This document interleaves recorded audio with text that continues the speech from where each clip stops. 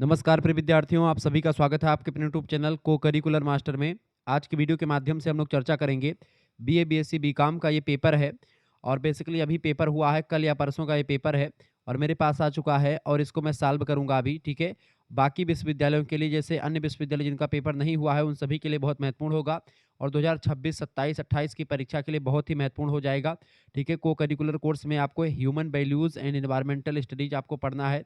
BA, BSc, BCom के third semester का ये पेपर है, ये बात आप ध्यान रखेंगे, ठीक है।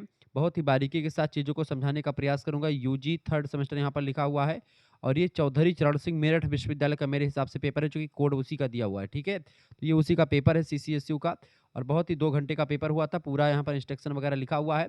अब मैं इस पेपर को सॉल्व करता हूँ, ठीक है। पहला क्वेश्चन आप देखेंगे, प्रश्न है पर्यावरण प्रभाव आकलन किया जाता है। पर्यावरण प्रभाव आकलन जो होता है बेटा, जिसको EIA कहते हैं, ये किसी परियोजना को शुरू करने से पहले किया जाता है ताकि उसके संभावित पर्यावरणीय परिणामों का मूल्यांकन किया जा सके। यानी इसका करेक्ट आंसर क्या हो जाएगा, परियोजना के पहले किया जाता है। ऑप्शन नंबर इसका ए करेक्ट आंसर हो जाएगा, ठीक है। दूसरा क्वेश्चन आप देखेंगे, दूसरा क्वेश्चन से महोदय, कौन सा ISO, ISO मतलब क्या होता है? ISO एक मानक होता है, ठीक है। ऑडिटिंग ऑडिटिंग प्रबंधन प्रणालियों के लिए दिशा निर्देश प्रदान करता है ये ISO। तो वो ISO जो है, इनमें से 19,011 अनुपातित 2018, करेक्ट आंसर में इसका है 19,011 और 2018, ए ऑप्शन। ISO यही मानक प्रदान करता है, मानक जो है अंकेक्षण प्रबंधन, ऑडिटिंग प्रबंधन होता है ये, तो उसके दिशा निर्देश जारी करता है। तो दिशा निर्देश इसका क्या है, ए वाला ऑप्शन।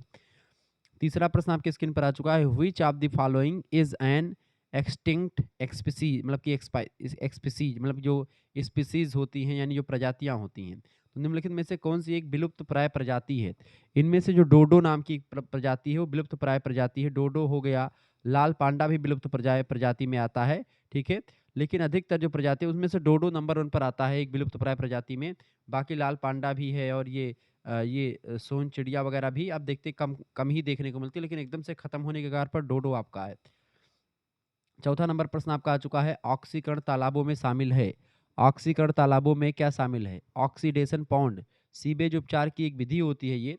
सीवेज माने जो कचरा कूड़ा कबाड़ की, जिसमें जैविक कमी यानी कि जो बायोलॉजिकल रिडक्शन होता है, उसके माध्यम से कार्बनिक पदार्थों को हम इसमें तोड़ते हैं। तो कार्बनिक पदार्थों की जो है क्या किया जाता है, इसमें तोड़ा जाता है। इसका बी ऑप्शन करेक्ट आंसर है। कार्बनिक पदार्थों की जैविक कमी करी जाती है, बी ऑप्शन इसका करेक्ट आंसर होगा। पांचवा क्वेश्चन आप देखेंगे, पांचवा प्रश्न आपके स्क्रीन पर आ चुका, पवित्र उपवन में उपयोगी होते हैं। पवित्र उपवन में बात की जाए, पवित्र उपवन में दुर्लभ और संकटग्रस्त प्रजातियों का संरक्षण किया जाता है। दुर्लभ और संकटग्रस्त प्रजातियों के लिए उपयोगी है, ऑप्शन नंबर इसका सी करेक्ट आंसर हो जाएगा। नेक्स्ट क्वेश्चन, छठा नंबर प्रश्न आपकी स्क्रीन पर आ चुका है।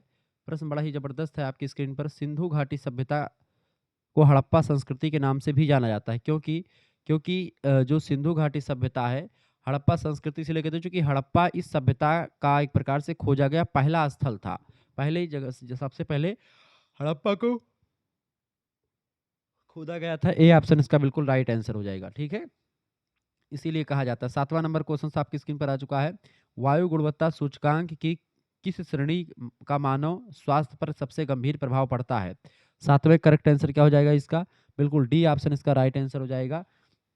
401 से 500, ठीक है। तो वायु गुणवत्ता सूचकांक की श्रेणी का मानव स्वास्थ्य पर सबसे गंभीर प्रभाव जो डालेगा वो 401 से लेकर के 405 डालेगा, क्योंकि ये श्रेणी गंभीर मानी जाती है, जिसका मानव स्वास्थ्य पर बुरा प्रभाव पड़ता है, ठीक है।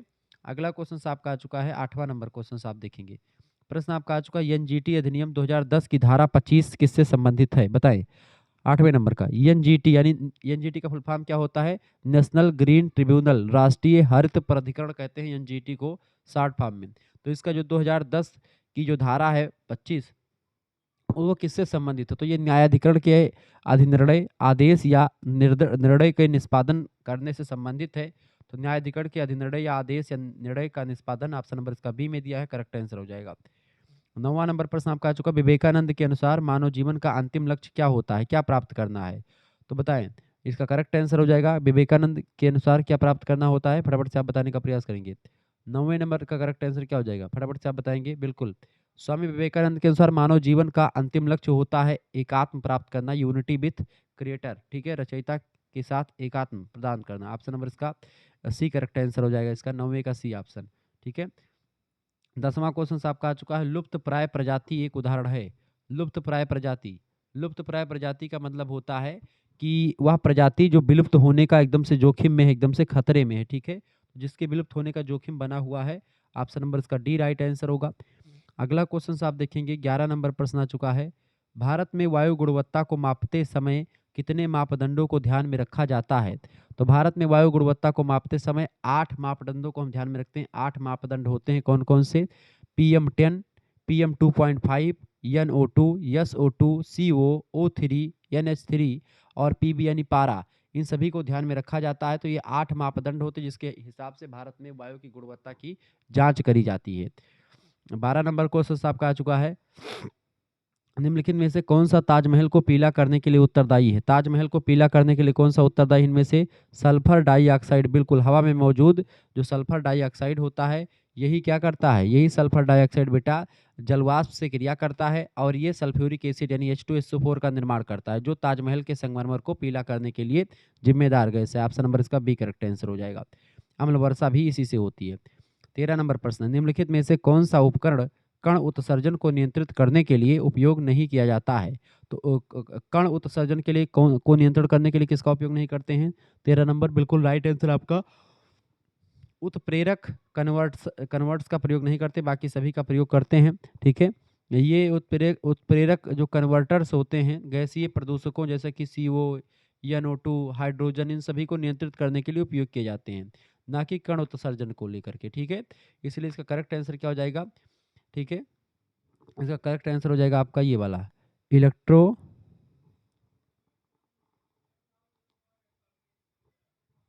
इसका करेक्ट आंसर है उत्प्रेरक कन्वर्टर्स, सी ऑप्शन।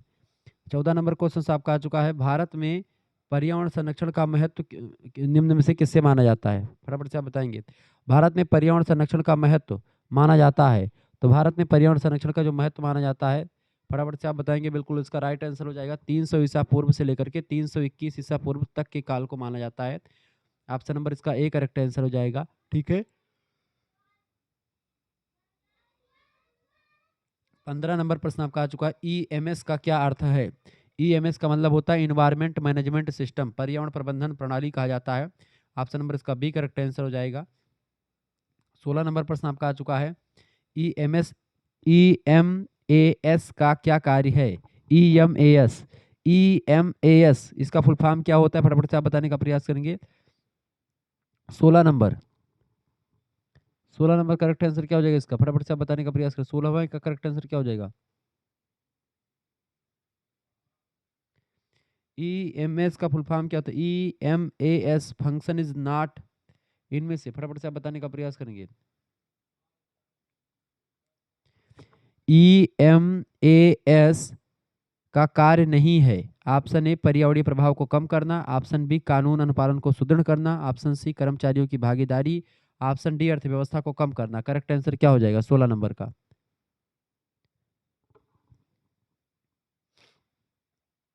बताइए।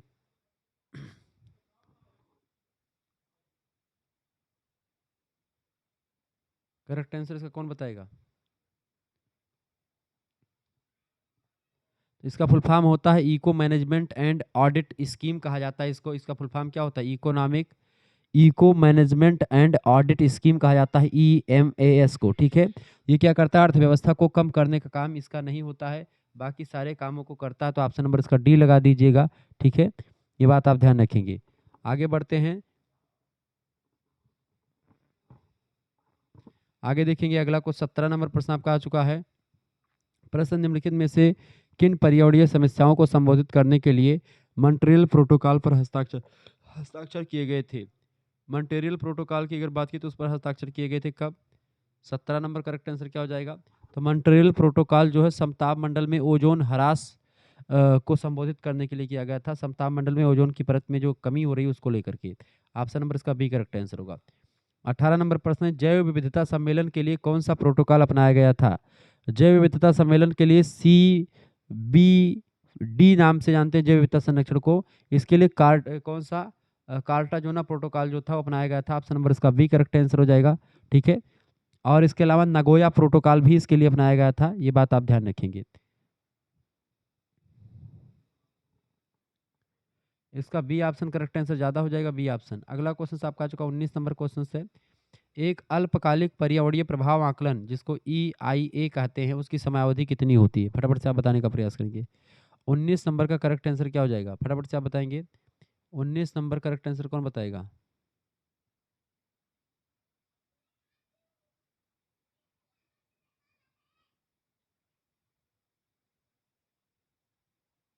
बताइए भाई। तो इसका करेक्ट आंसर क्या हो जाएगा? इसका 2 से 5 साल जो है ये अल्पकाल के लिए होता है। ऑप्शन नंबर इसका ए करेक्ट आंसर हो जाएगा। 20 नंबर क्वेश्चन आपके स्क्रीन पर आ चुका है, UNFCCC, ठीक है। इसका करेक्ट आंसर UNFCCC यानी कि इसको क्या बोलते हैं? United Nations framework conservation on climate change. इसका फुल फॉर्म होता है किसका? UNFCC यानी triple C, UNF triple C मतलब कन्वेंशन ऑन क्लाइमेट चेंज, और यूनाइटेड नेशंस फ्रेमवर्क कहा जाता है UNF को, ठीक है। इसका लक्ष्य है ग्रीन हाउस गैसों के उत्सर्जन को एक सुरक्षित स्तर पर स्थिर करना। तो ग्रीन हाउस गैसों का स्थिरीकरण, ऑप्शन नंबर इसका डी राइट आंसर होगा। 21 नंबर क्वेश्चन आ चुका है, चरित्र का विशिष्ट रूप अथवा अस्तित्व की अंतिम अवस्था के रूप में किसने मूल्यों को परिभाषित किया है? फटाफट से आप बताने का प्रयास करेंगे। 21 नंबर का करेक्ट आंसर क्या हो जाएगा? स्टीफन पी रॉबिन्सन ने।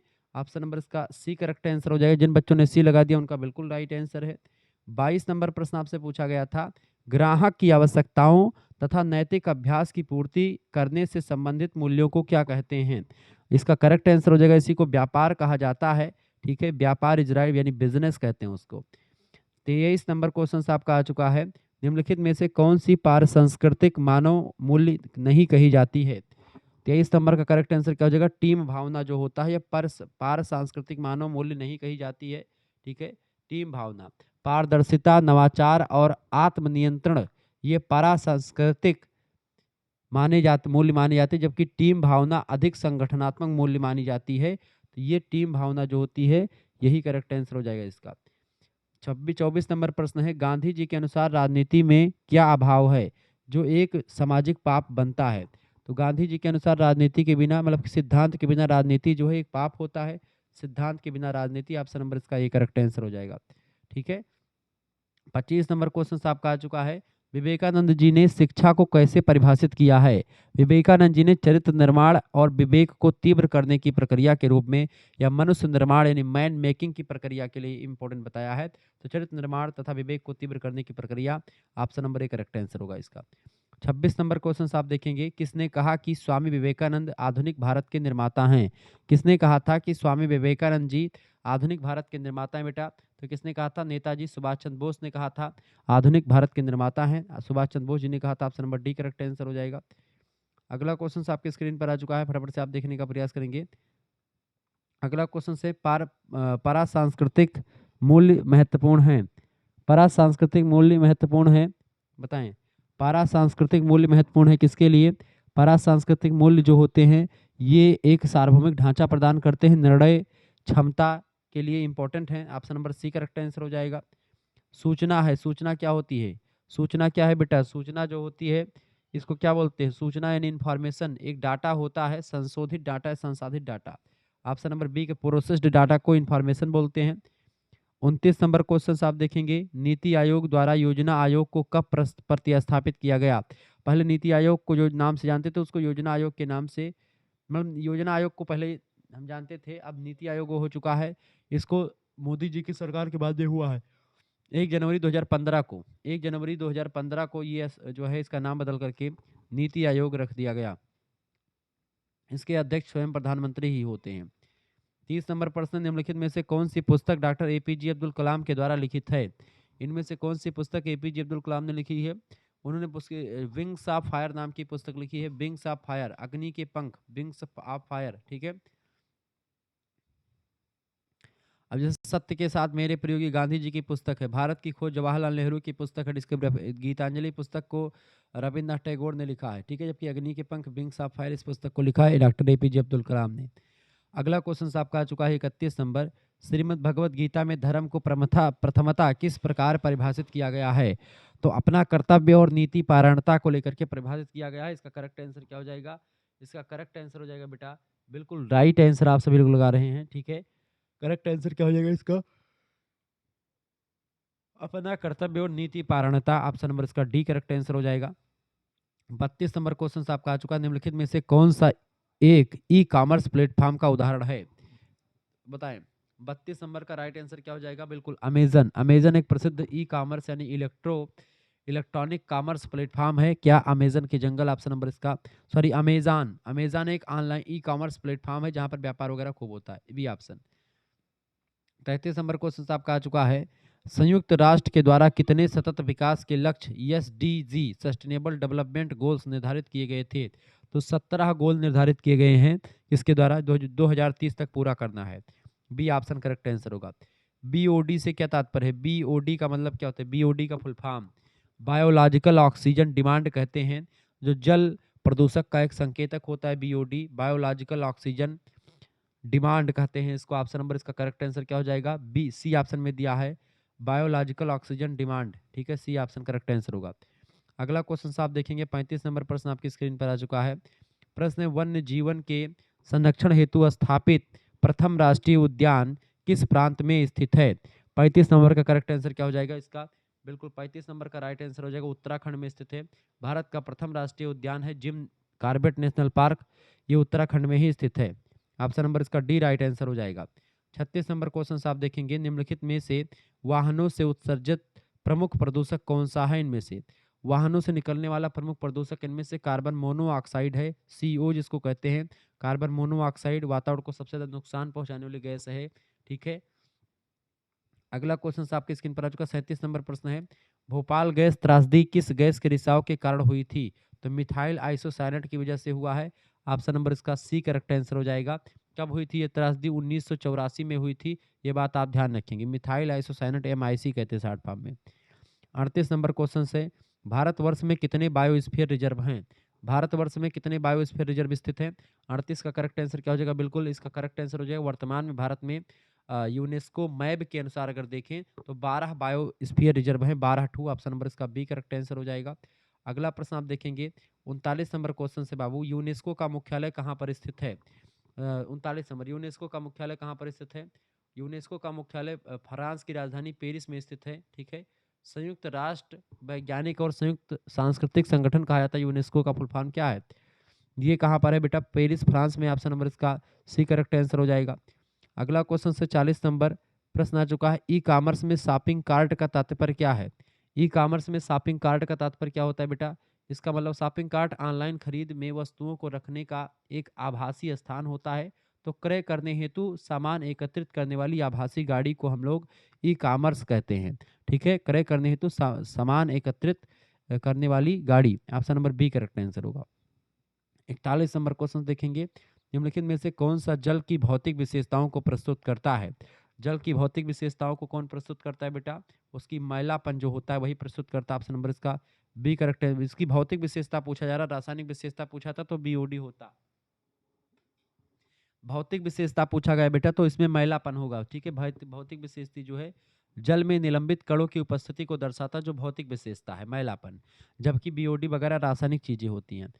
42 नंबर प्रश्न आपका आ चुका है, निम्नलिखित में से किसे द्वितीयक वायु प्रदूषक कहा जाता है? द्वितीयक वायु प्रदूषक किसको कहा जाता है? तो इसको कहते हैं PAN को। ठीक है, PAN को कहा जाता है PNA। ऑप्शन नंबर इसका ए करेक्ट आंसर हो जाएगा। पेरिक्सी एसिटाइल नाइट्रेट्स इसको कहा जाता है। एक द्वितीयक प्रदूषक है जो सूर्य के प्रकाश की उपस्थिति में प्राथमिक प्रदूषकों की प्रतिक्रिया से बनता है। ठीक है, बाकी सारे प्राथमिक प्रदूषक हैं CO2, NO2 और O3। ठीक है,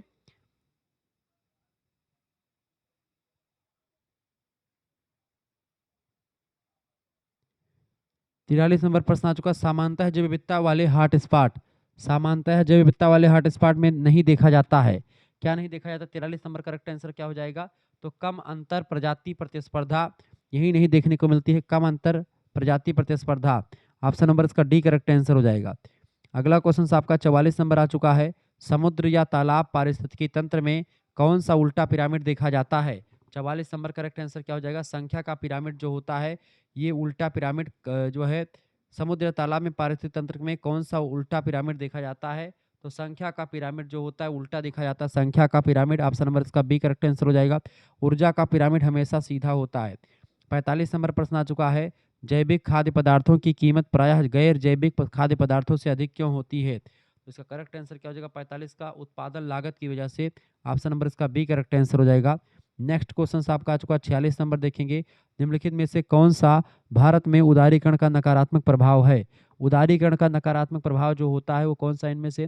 46 नंबर का राइट आंसर हो जाएगा स्थानीय उद्योगों पर प्रौद्योगिकी प्रभाव।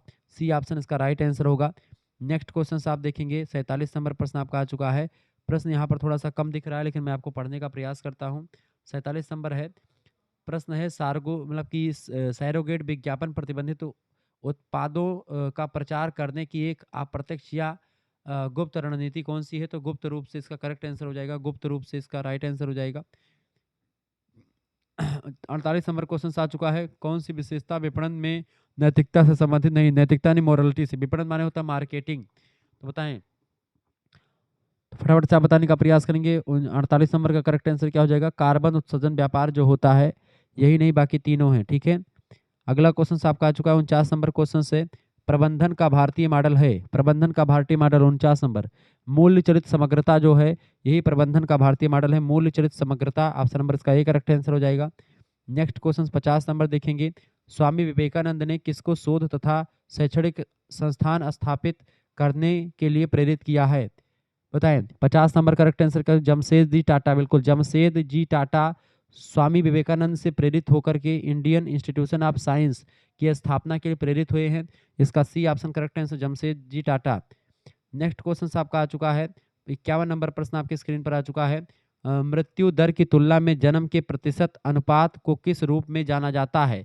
51 नंबर का करेक्ट आंसर हो जाएगा आपका महत्वपूर्ण सूचकांक के रूप में जानते हैं, ठीक है, महत्वपूर्ण सूचकांक। ए ऑप्शन इसका right answer, vertical index. Next question आपका आ चुका है 52 नंबर प्रश्न है, थोड़ा कठिन पेपर जरूर बना था। भारत में सभी बेरोजगारों को रोजगार उपलब्ध कराना असंभव क्यों है? 52 नंबर का करेक्ट आंसर क्या हो जाएगा? इसलिए असंभव है क्योंकि अधिक जनसंख्या वृद्धि की वजह से, अधिक जनसंख्या वृद्धि के कारण से ऐसा संभव नहीं। बी ऑप्शन इसका राइट आंसर हो जाएगा। 53 नंबर क्वेश्चन आप देखेंगे, 53 नंबर क्वेश्चन आ चुका है, यदि हम पृथ्वी पर विद्यमान सभी पारिस्थितिक तंत्रों को मिला दें तो इसे हम क्या कहते हैं? इसी को हम जीव मंडल कहते हैं बेटा।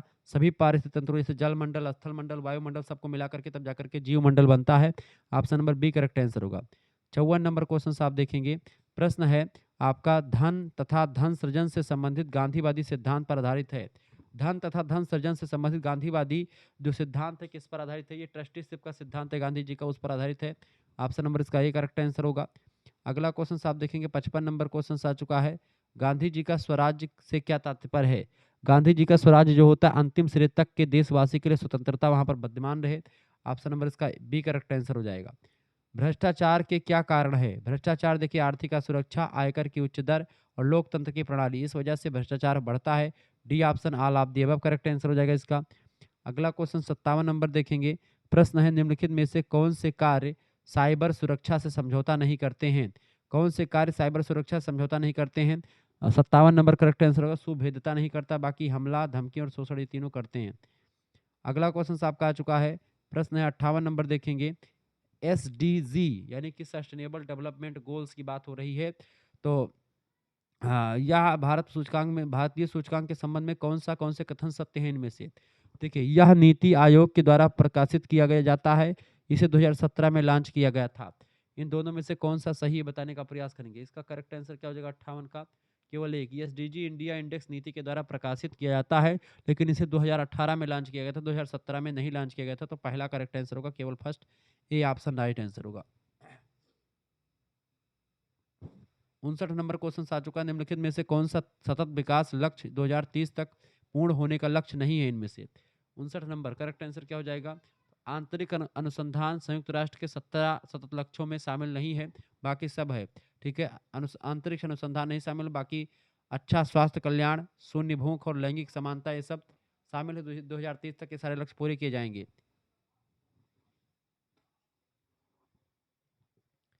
अगला क्वेश्चन आपका आ चुका, अजीम प्रेम जी के अध्यक्ष तथा किसके अध्यक्ष तथा मुख्य कार्यकारी अधिकारी हैं? तो अजीम प्रेम जी की बात की जाए तो अजीम प्रेम जी जो हैं ये विप्रो के संस्थापक हैं और लंबे समय तक अध्यक्ष भी रहे हैं विप्रो के।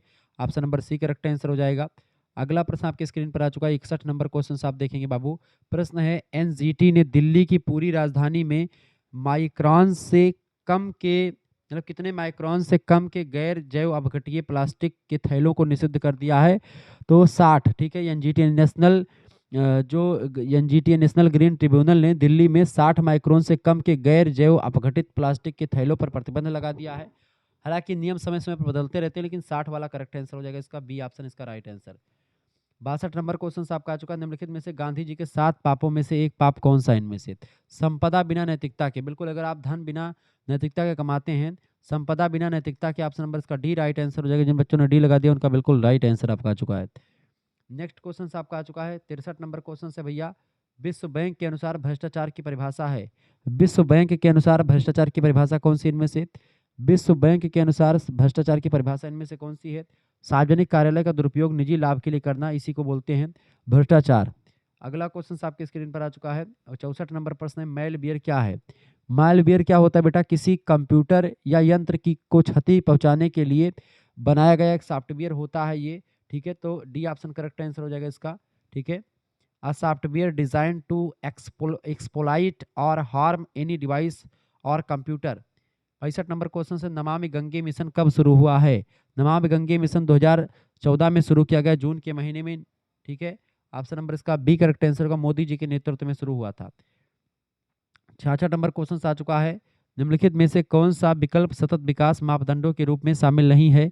कौन सा इनमें से नहीं शामिल है? देखिए, लैंगिक समांतर विविधता शामिल है, अंतरराष्ट्रीय अंतरपीढ़ी और पीढ़ी अंतर्गत समानता या वाहन क्षमता सतत विकास मापदंडों के रूप में शामिल नहीं है। इनमें से कोई नहीं शामिल है। ठीक है, क्योंकि लैंगिक समानता शामिल है, अंतरपीढ़ी लैंगिक समानता है पर दिया, अंतरपीढ़ी और अंतरपीढ़ी समानता ये गलत बात है, ये भी नहीं शामिल है। ठीक है, ये ऑप्शन नंबर इनमें से कोई नहीं शामिल, डी ऑप्शन लगा दीजिएगा। अगला क्वेश्चन आपका आ चुका है, 67 नंबर प्रश्न आप देखेंगे, निम्नलिखित में से कौन सा एसडीजी नहीं है? एसडीजी इनमें से कौन सा नहीं, फटाफट से आप बताने का प्रयास करेंगे। 67 नंबर करेक्ट आंसर क्या हो जाएगा? बिल्कुल, प्रजातियों को विलुप्त होने से रोकना, ये इसमें शामिल नहीं है, बाकी सब शामिल किया गया है इसमें से। ठीक है, इनमें से स्वच्छ जल और स्वच्छता शामिल की गई है, असमानता को कम करना और वाहनीय और स्वच्छ ऊर्जा की बात करना, ये सब सतत विकास लक्ष्य में शामिल है, जो 2030 तक पूरा करना है। अगला क्वेश्चन आपका आ चुका है, अर्थव्यवस्था के चक्रीय प्रवाह आरेख पर उत्पादक क्षेत्र से विदेशी क्षेत्र की ओर तीव्र समानता प्रतिनिधित्व करता है, किसका? बताएं। तो ये इनमें से किसका नहीं करता बेटा? फटाफट से, आयकर भुगतान का, बिल्कुल आयात भुगतान का। आयात भुगतान ऑप्शन नंबर इसका बी करेक्ट आंसर हो जाएगा, इंपोर्ट पेमेंट्स। 69 नंबर क्वेश्चन आपका आ चुका है, निम्नलिखित में से कौन सा प्रवास जनसंख्या के आकार को परिवर्तित नहीं करता है? निम्नलिखित में से कौन सा प्रवास जनसंख्या के आकार को परिवर्तित नहीं करता है? 69 नंबर करेक्ट आंसर क्या हो जाएगा?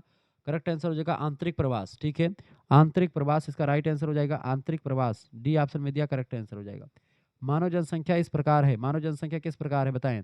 मानव जनसंख्या 70 नंबर करेक्ट आंसर क्या हो जाएगा? मानव जनसंख्या जो होती है बेटा, एस के आकार का विकास वक्र होता है, अधिकांश जनसंख्या मॉडल एस आकार का होता है, एस आकार, एस के आकार। ठीक है, ऑप्शन नंबर इसका बी करेक्ट आंसर होगा। 51 नंबर क्वेश्चन आ चुका है, CSR वाक्यांश का क्या अर्थ है? CSR की बात की जाए तो CSR का मतलब क्या होता है? कारपोरेट सोशल रिस्पॉन्सिबिलिटी CSR का फुल फॉर्म होता है, corporate social responsibility, A option में दिया हुआ है। करेक्ट आंसर हो जाएगा निगमित सामाजिक उत्तरदायित्व। ठीक है, 72 नंबर क्वेश्चन आपका आ चुका है, भ्रष्टाचार के प्रति फार्मास्यूटिकल उद्योग की सुविधता के पीछे कारणों में से एक कौन सा कारण है? 72 नंबर का करेक्ट आंसर क्या हो जाएगा? बिल्कुल इसका करेक्ट आंसर होगा उपरोक्त में से कोई नहीं। ठीक है, उपरोक्त में से कोई नहीं, डी ऑप्शन राइट आंसर हो जाएगा, क्योंकि महंगी दवाएं, नए अस्पताल, अधिक विनिमय, ये सब भ्रष्टाचार के अंतर्गत नहीं आते। 73 नंबर क्वेश्चन आपका आ चुका है, निजीकरण के द्वारा प्राप्त किया जाता है। निजीकरण के द्वारा क्या प्राप्त किया जाता है बेटा? निजीकरण के द्वारा आप पट्टा यानी फ्रेंचाइजी अनुबंध सब प्राप्त करते हैं, ऑप्शन नंबर इसका डी करेक्ट आंसर होगा, all of the above. 74 number question आपका आ चुका है, निम्नलिखित में से कौन सा निजीकरण की समस्या है? इनमें से निजीकरण की समस्या कौन सी बेटा? 74 नंबर बताएं। निजीकरण की समस्या गोपनीयता का उच्च स्तर, अनुचित व्यवहार को समर्थन और सामाजिक उद्देश्यों की अपेक्षा, तीनों शामिल हैं, option number D correct answer हो जाएगा। 75 नंबर प्रश्न आपका आ चुका है, उदारीकरण का क्या उद्देश्य है? उदारीकरण का उद्देश्य होता है आर्थिक सुधार करना, आर्थिक सुधार करना, ऑप्शन नंबर इसका करेक्ट आंसर क्या हो जाएगा? इसका सी ऑप्शन करेक्ट आंसर हो जाएगा। उदारीकरण का मतलब होता है आर्थिक सुधार करना। आगे देखेंगे, 76 नंबर प्रश्न आपका आ चुका है, 4 प्रकार के सामाजिक उत्तरदायित्व समाहित हैं। 4 प्रकार में समाजों को तय जो सोशल जो CSR की पिरामिड में आर्थिक यानी इकोनॉमिक, और इसके अलावा कानूनी यानी लीगल, नैतिक यानी एथिकल, और परोपकारी यानी नीतिगत जिसको आप कह सकते हैं philanthropic। ठीक है, करेक्ट आंसर क्या हो जाएगा इसमें?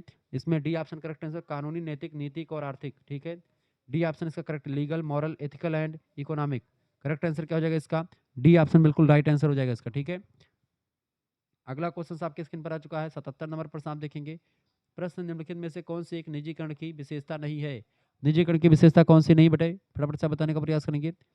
77 नंबर, निजीकरण की विशेषता क्या नहीं? कर की दरें कम करना राजकोषीय नीति का हिस्सा है, ना कि निजीकरण की मूल नीति का। तो कर की दरों में कमी करना ये इसका नहीं है। बाकी ये राजकोषीय नीति का हिस्सा है, जबकि निजीकरण का हिस्सा है, बाकी तीनों है।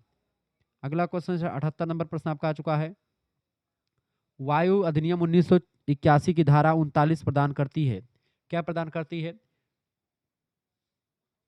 अधिनियमों के कुछ प्रावधानों के उल्लंघन के लिए दंड का प्रावधान करती है। ए ऑप्शन करेक्ट आंसर होगा। अगला क्वेश्चन है 79 नंबर, भारतीय वन अधिनियम 1927 कब लागू हुआ? 21 सितंबर 1927 को लागू हुआ था। ये भारतीय वन अधिनियम 1927 में इसी तिथि को लागू हुआ था। ऑप्शन नंबर इसका 21 सितंबर को लागू हुआ था 1927 में। Option number B correct answer हो जाएगा इसका। ठीक है, अगला क्वेश्चन आप देखिएगा। प्रश्न आपका 80 नंबर क्वेश्चन है। वन्य जीव संरक्षण अधिनियम 1972 की धारा 50 किससे संबंधित है? तो 1900 धारा बताएं। भारतीय वन अधिनियम 1927। प्रश्न क्या पूछा गया आपसे? वन संरक्षण अधिनियम 1972 की धारा 50 जो है अधिकारियों को शक्तियां प्रदान करती हैं, प्रवेश, खोज, गिरफ्तारी या अवरोध की शक्ति प्रदान करती हैं। सी ऑप्शन करेक्ट आंसर होगा। 81 नंबर क्वेश्चन से निम्नलिखित में से कौन सी वेबसाइट ऑनलाइन खरीदारी से संबंधित नहीं है? इनमें से देखिए, इनमें से कौन सी ऑनलाइन नहीं है? तो निगमित इसका करेक्ट आंसर क्या हो जाएगा? फटाफट से बताने का प्रयास करें। लिंक्डइन एक पेशेवर नेटवर्किंग साइट है जहां की आपको नौकरी मिलती है, ऑनलाइन शॉपिंग वेबसाइट नहीं है। तो लिंक्डइन एक जो है क्या वेबसाइट है ये, इस पर नौकरी वगैरह मिलती है। बाकी फ्लिपकार्ट, अमेजन और मिंत्रा इन सभी से आप खरीदारी करते हैं। 82 नंबर प्रश्न है, विशेषज्ञों के अनुसार आचार नीति समानता माने जाते हैं। 82 नंबर करेक्ट आंसर क्या हो जाएगा? 82 नंबर का राइट आंसर हो जाएगा आपका कला और विज्ञान का संयोजन। ठीक है, बी ऑप्शन करेक्ट आंसर हो जाएगा इसका। नेक्स्ट क्वेश्चन आप देखेंगे। अगला क्वेश्चन आपका चुका 83 नंबर देखेंगे। प्रश्न, मानवीय मूल्य अनिवार्य होते हैं। मानवीय मूल्य अनिवार्य होते किसके लिए बेटा? स्वयं के साथ, एक दूसरे के साथ व प्रकृति के साथ समरसता से जीने के लिए। सी ऑप्शन में दिया है, करेक्ट आंसर हो जाएगा यही।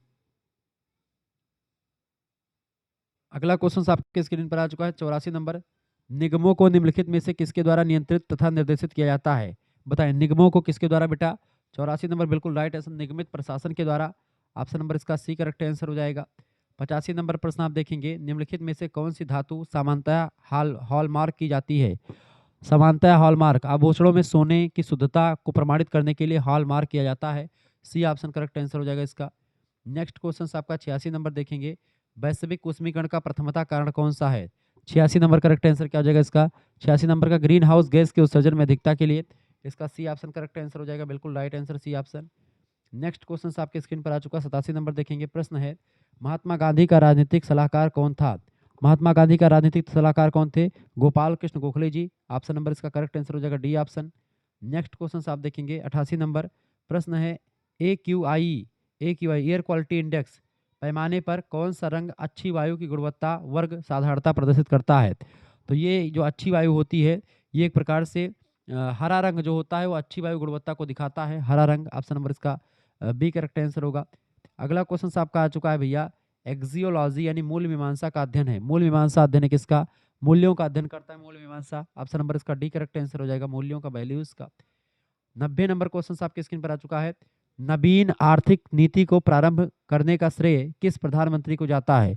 नवीन आर्थिक नीति जो है 1991 ईस्वी में पीवी नरसिम्हा राव की सरकार ने एक प्रकार शुरू किया था। ये प्रधानमंत्री थे उस समय, PV Narasimha Rao. Option number D right answer हो जाएगा। अगला क्वेश्चन 91 नंबर प्रश्न आप देखेंगे। निम्नलिखित में से किसने या किसमें ओजोन की सांद्रता अधिक होती है? ओजोन की सांद्रता अधिक किसमें होती है? स्ट्रेटोस्फीयर में। ठीक है, यानी कि समता ओजोन परत में के रूप में सर्वाधिक कहाँ पर है? स्ट्रेटोस्फीयर में, समताप मंडल में। समताप मंडल में आप देखेंगे। इनमें से करेक्ट आंसर क्या हो जाएगा इसका भैया? 91 नंबर का करेक्ट आंसर क्या हो जाएगा? स्ट्रेटोस्फीयर।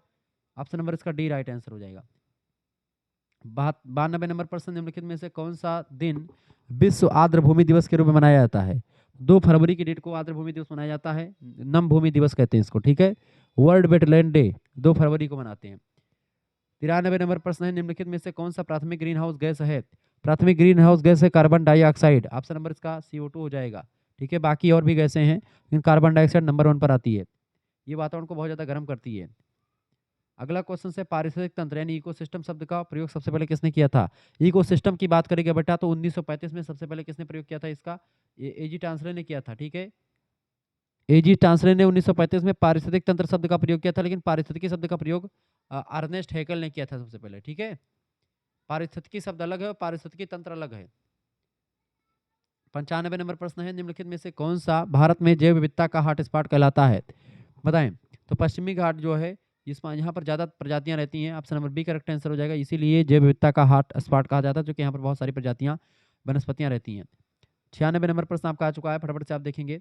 प्रश्न है, निम्नलिखित में से कौन सा एक सोशल मीडिया नेटवर्क है? इनमें से गूगल सोशल मीडिया नेटवर्क है, ठीक है। सोशल मीडिया नेटवर्क कौन सा इनमें से है? एक देखिए, सोशल मीडिया का नेटवर्क कौन सा इनमें से? 96 नंबर का करेक्ट आंसर क्या हो जाएगा? 96 नंबर का लिंक्डइन पेशेवर लोगों के लिए सोशल मीडिया नेटवर्क, बिल्कुल लिंक्डइन एक नेटवर्क है सोशल, बाकी गूगल एक सर्च इंजन है, अमेजन एक जो है खरीदारी करने के लिए, विकीपीडिया एक वेबसाइट वगैरह है। 97 नंबर प्रश्न है, एटीएम की फुल फॉर्म यानी पूरा नाम क्या है? एटीएम का पूरा नाम क्या है बेटा? Automated teller machine, automated teller machine, automated teller machine C option में दिया, करेक्ट आंसर हो जाएगा। 98 नंबर प्रश्न है, पृथ्वी दिवस प्रतिवर्ष किस दिन मनाया जाता है? पृथ्वी दिवस जो है, पृथ्वी दिवस 22 अप्रैल को मनाते हैं, प्रतिवर्ष 22 अप्रैल को मनाते हैं। ऑप्शन नंबर अगला क्वेश्चन आपकी स्क्रीन पर आ चुका है। 99 नंबर प्रश्न आपका दिया हुआ बेटा, प्रश्न है यूपीआई से तात्पर्य क्या है? यूपीआई का मतलब क्या होता है? Unified payment interface. यूपीआई का फुल फॉर्म क्या होता है? यूनिफाइड पेमेंट इंटरफेस, ठीक है। यानी कि ए ऑप्शन इसका, सॉरी डी ऑप्शन बिल्कुल करेक्ट है, unified payments interface, D option. Last question से 100 नंबर देखेंगे। नेशनल ग्रीन ट्रिब्यूनल एनजीटी का मुख्यालय कहाँ पर स्थित है? राष्ट्रीय हरित प्राधिकरण का मुख्यालय स्थित है नई दिल्ली में, ठीक है, नई दिल्ली में स्थित है, ये बात ध्यान, प्रधानपीठ नई दिल्ली में है। ऑप्शन नंबर इसका करेक्ट आंसर क्या हो जाएगा? नई दिल्ली, यानी कि इसका सी ऑप्शन राइट आंसर हो जाएगा। इस तरीके से आप लोगों ने 100 क्वेश्चन को देख लिया, बहुत ही बारीकी से मैंने आपको समझा दिया। मिलते हैं फिर नेक्स्ट वीडियो में, तब तक के लिए जय हिंद जय भारत। आप सभी का बहुत बहुत धन्यवाद। हमारे से जुड़ने के लिए इसी प्रकार से मैं प्यार दुलार बना रखेंगे तो आपका पेपर भी सॉल्व हो गया और अदर बच्चों के लिए क्या हो गया, एक एक मापदंड भी सेट हो गया, ठीक है। वो बच्चे आराम से पढ़ पाएंगे, बाकी और भी चीज़ों को मैं चर्चा करता रहूँगा। मिलते हैं फिर नेक्स्ट वीडियो में, तब तक के लिए जय हिंद जय भारत। आप सभी का बहुत बहुत धन्यवाद। हमारे से जुड़ने के लिए इसी प्रकार से मैंने प्यार दुलार बना रखेंगे, बहुत बहुत धन्यवाद।